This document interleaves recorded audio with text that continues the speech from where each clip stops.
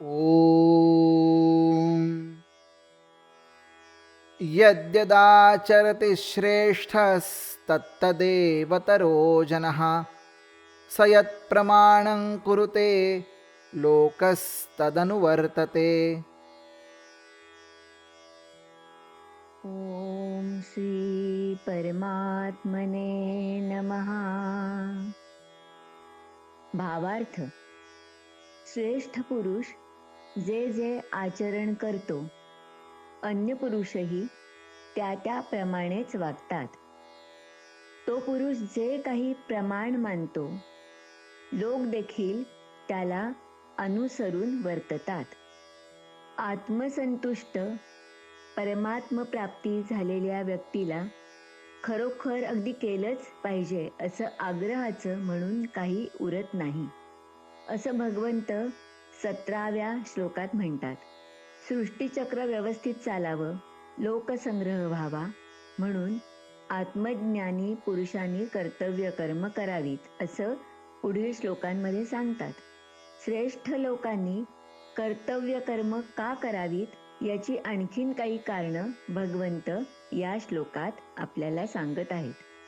कर्तव्य कर्म करण्याची 2 कारणं सांगता येतात. एक म्हणजे त्या योगे मानवाची प्रगती होते, आध्यात्मिक उन्नती होते.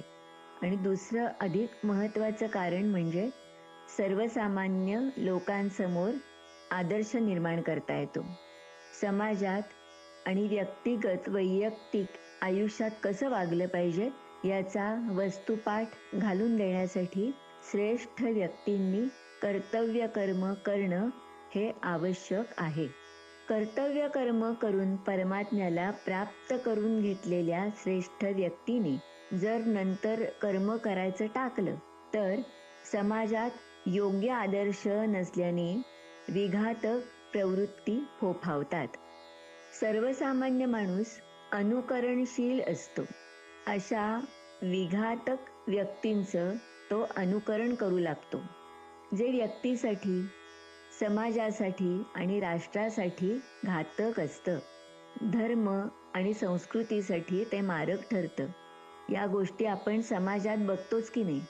ज्ञानेश्वरांच्या जीवनातील खालील प्रसंगावरून श्रेष्ठांनी कर्तव्य कर्म का केली पाहिजेत हे आपल्या लक्षात येतं. विठ्ठलपंतांनी संन्यास घेऊन पुन्हा गृहस्थाश्रम स्वीकारला. त्यात मुलं झाली म्हणून विठ्ठलपंतांना वाईट टाकलं. मुलांना तरी शुद्ध करून घ्यावं म्हणून ते विद्वत सभेपुढे गेले. पण धर्ममार्तंडांनी काय केलं तर त्यांना देहांत प्रायश्चित्त सांगितलं. माता पित्यांच्या देहत्यागानंतर ज्ञानेश्वरादी भावंड शुद्धीपत्र मागण्यासाठी म्हणून गेली असता विद्वानांनी असमर्थता दाखवली. आळंदीच्या विद्वानांनी त्यांना पैठणला जाऊन शुद्धीपत्र आणा असं सांगितलं. तेव्हा निवृत्तीनाथ, सोपानदेव, मुक्ताई हसले आणि म्हणाले की व्यास वाल्मिकींचंच आमचं कुळ आहे, आम्हाला शुद्धीपत्राची काय आवश्यकता. याबाबत सोपानदेव एका अभंगात म्हणतात की भक्ती हे सरती जाती न सरती, ऐशी आत्मस्थिती स्वसंवेद्य.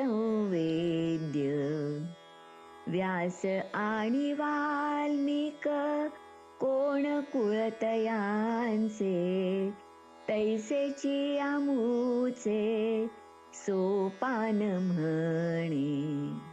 यावर ज्ञानेश्वर महाराज हसून म्हणतात, म्हणून या संती अवश्य आचरावे, जना दाखवावे वर्तोनिया.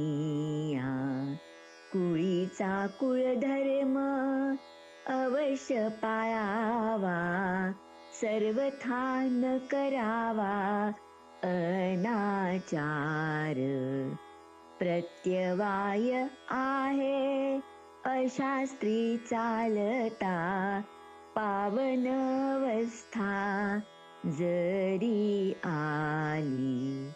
ज्ञानदेव म्हणे काळजी निवृत्ती, बोलली पद्धती धर्मशास्त्री. आता यापुढील इतिहास आपल्याला माहीत आहेच. सर्वच संतांनी जातीभेद, स्त्री पुरुष भेद यांचा तीव्र निषेध केलेला आहे. महात्मा बसवेश्वर कर्नाटकातील प्रसिद्ध संत होते. जातीभेदाचं निर्मूलन सहभोजन आणि आंतरजातीय विवाह यातूनच होईल हे लक्षात घेऊन त्या दृष्टीने बसवेश्वरांनी प्रयत्न केले. शिवनागगमय्या व कक्कय्या या अंत्यजांच्या घरी ते भोजनास गेले. आपले अनुयायी ब्राह्मण मधुवय्याच्या मुलीचं लग्न चांभार हरळय्याच्या मुलीशी त्यांनी लावून दिलं. कायकवे कैलास यातून कष्टकरी महिलांना प्रतिष्ठा मिळवून दिली.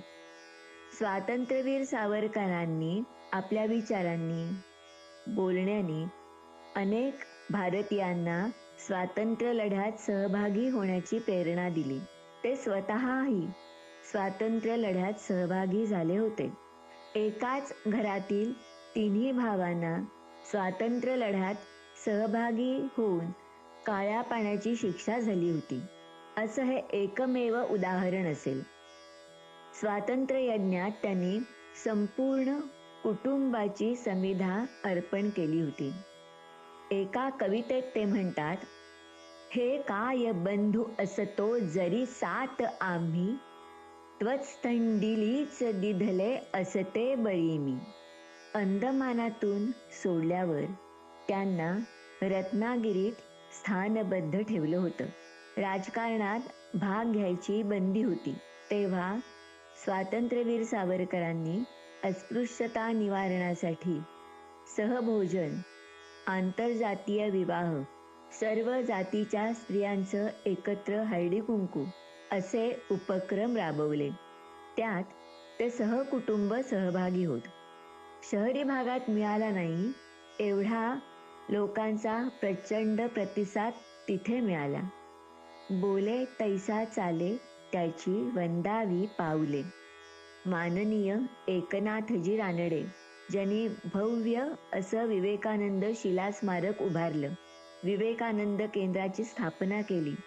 त्यांचं चरित्र, त्यांचे गुण सर्वांनाच पण विशेषतः कार्यकर्त्यांना जास्त अनुकरणीय आहेत. बरं, वेळेचे अत्यंत काटेकोर असे नियोजन हे त्यांचं महत्त्वाचं वैशिष्ट्य. वेळ वाचवण्यासाठी ते प्रवासात पत्र लिहित. अशी 22,000 पत्रे त्यांनी लिहिलेली आहेत. लोकसंपर्क आणि लोकसंग्रह त्यांनी केला होता आणि लोकसंपर्क आणि लोकसंग्रह सातत्याने केला पाहिजे आणि त्यांना कार्यात जोडले पाहिजे याविषयी ते आग्रही होते. तामिळनाडूचे तत्कालीन मुख्यमंत्री श्री भक्तवत्सलम हे सुरुवातीला एकनाथजींचे आणि शिला स्मारकाचे कट्टर विरोधक होते, पण सतत संपर्क आणि सकारात्मक संवादाने ते एकनाथजींचे घनिष्ठ मित्र झाले आणि समर्थकही झाले. याच सर्व गोष्टी घरातील आजी आजोबा, आई बाबा अशा मोठ्यांनी वागताना लक्षात ठेवल्या पाहिजेत. बरं, कारण मुलांची निरीक्षण करण्याची शक्ती दांडगी असते आणि ते घरातील मोठ्यांच्या वागण्या बोलण्याचं अनुकरण करत असतात. म्हणून घरातील मोठ्यांचं आचरण हे योग्य असलं पाहिजे. घरातील कुळधर्म, कुळाचार हे व्यवस्थित झाले पाहिजेत. आपला आहार, विहार, भाषा, पोशाख आपल्या धर्माला, संस्कृतीला आणि परंपरेला अनुसरून असावा. बरं, जर कुटुंब समर्थ, सुदृढ आणि सुसंस्कृत असेल ना, तरच समाज आणि राष्ट्र हे समर्थ, सुदृढ आणि सुसंस्कृत होईल. अनुकरणशीलता हा मानवी स्वभाव आहे. समाजातील प्रभावशाली, बुद्धिमान, कार्यशील लोकांनी सदाचरणाचाच अवलंब केला पाहिजे बरं. त्यांचं चालणं, बोलणं, वागणं यांचा परिणाम सर्वसामान्य लोकांवर होणार आहे.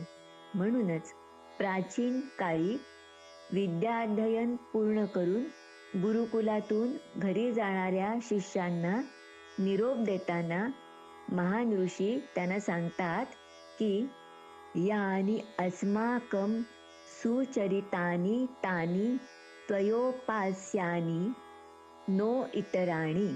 म्हणजे आमच्या वर्तनातील जेवढं चांगलं असेल तेवढंच घ्या, जे चांगलं नसेल त्याचं अनुकरण करू नका.